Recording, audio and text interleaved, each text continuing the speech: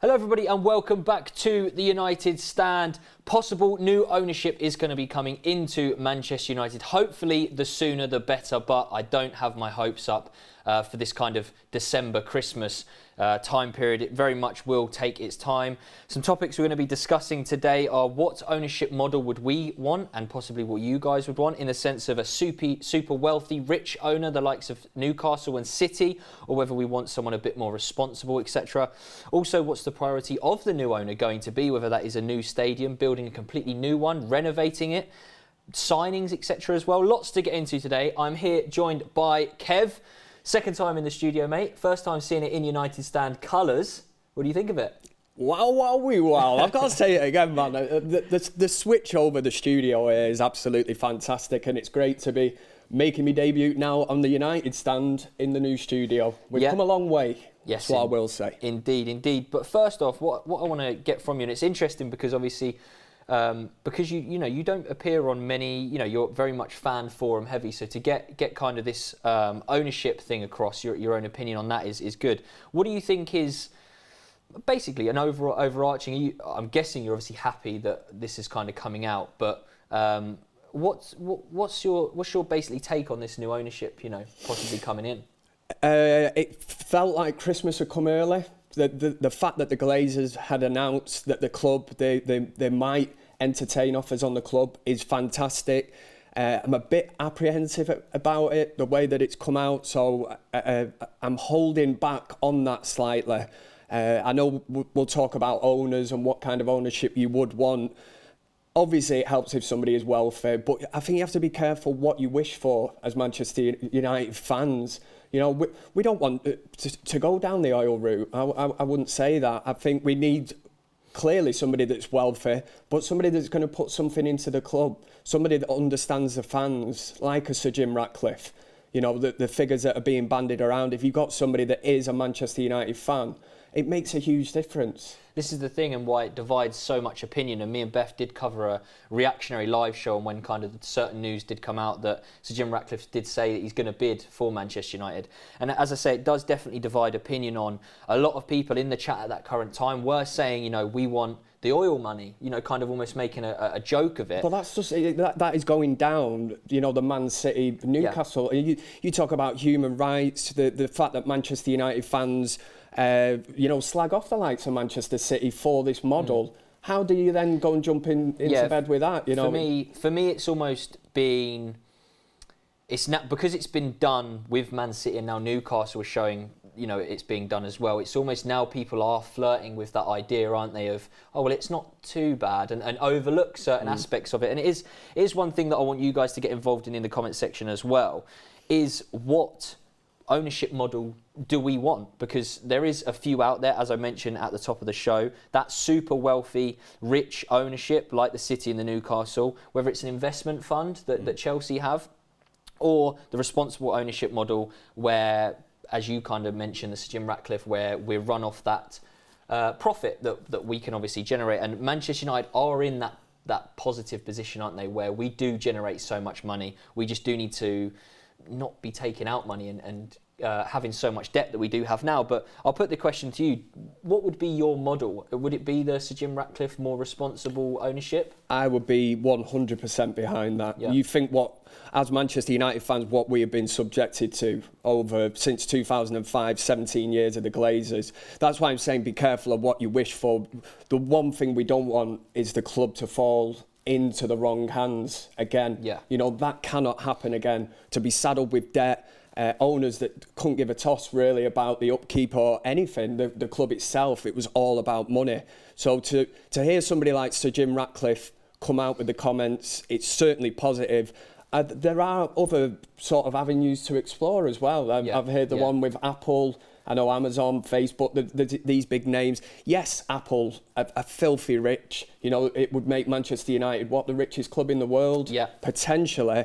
But you have to question the fact that they have never managed, had a sports team or a football club. They haven't managed it, so it would be a new thing for them as well as Manchester United fans. But I feel like each avenue that you can kind of go into, they all obviously have ups and downs, pros and cons to this.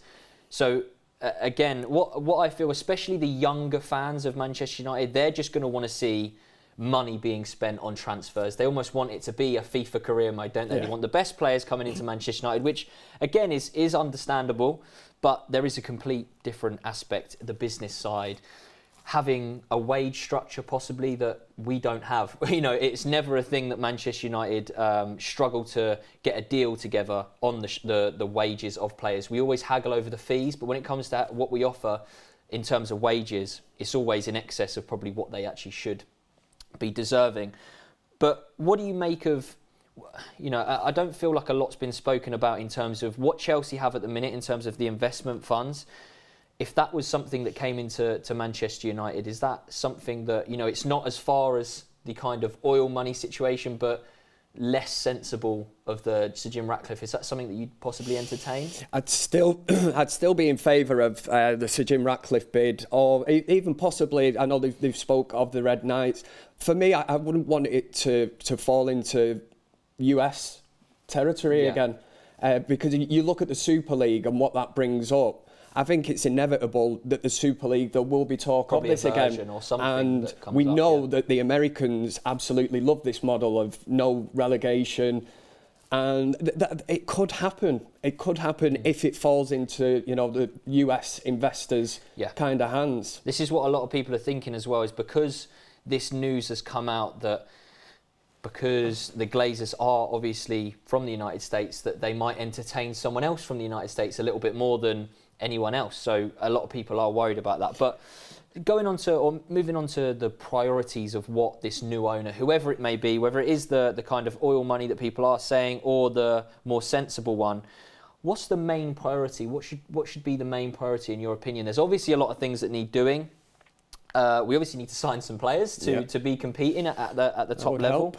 A lot of facility work, stadiums, training grounds. You know, we're not at the top in terms of food chain, in terms of training facilities. The stadium, you know, we don't even have a screen. We can't watch any replays at the games. Obviously, clearing some of the deadwood. Phil Jones has been at the club for how long? He's still earning near 100 grand a week for doing nothing. And obviously, a lot of speculation to do with board members, whether they get moved on, a whole new board gets brought in. What would be your... Obviously, it's very difficult, but what would be your go-to? Would it be the stadium, whether it's a new one or just renovate? Obviously, these things do take time. The stadium is definitely up there with one of the things that either they need to make a decision whether it's going to be modernised and keep it as Old Trafford, which is going to entail a hell of a lot of work, or the plans of potentially a new stadium. That is something that there is no doubt it needs either bringing up to scratch or we need a new stadium. Training facilities, pretty much everything that Cristiano Ronaldo said in his Piers Morgan interview needs addressing, apart from probably the chef. You know, leave the chef alone. There was no need to go on an invite. But the structure of the club, I would say, is the main thing. We've flirted with the idea of a director of football for ages, somebody like an Edwin van der Sar, somebody whose class knows that job. And the structure needs ripping up. Since the Glazers have been in charge, the structure, there hasn't been one. You know, you have money men, the likes of Ed Woodward, and decisions have been made incorrectly, and that is due to the fact of the structure of the club. When it comes to signings, again, I kind of related to the younger generation. Obviously, they're going to want, when new owners come in, even if the Glazers were to have stayed around, they want signings constantly flowing through the door. And I think it will be very, very interesting to see that first window, whether I presume, I don't know, it could be next summer, even the summer after that. You're not too sure.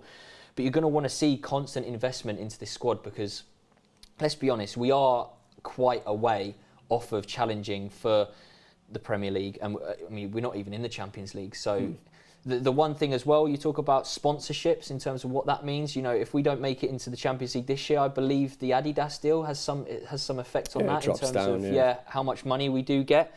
But in terms of that new stadium, would you be opposed to possibly renovating that, it taking a longer time, or would you rather build a completely new one, whether it's, I don't know if it's as far as knocking Old Trafford down and building right on there, or building somewhere else? Maybe it's, I don't know, next to it or something like that. What would be your go-to? It's a really tough question, this, because Old Trafford is obviously steeped in history. You think of the Busby Babes played there, you know, what the players that have played on that pitch, the likes of your George Bests, Eric Cantonars, whoever it would be, to flirt kind of with the idea of a new stadium. I get it, but I am a bit old school in me thinking that if United could find the way to redo Old Trafford or work on it, give it a facelift, whatever you call it, I would be heavily in favour of that. But at the same time, I know that people on this channel have stated that a new stadium would be great, and that might be the way to go. And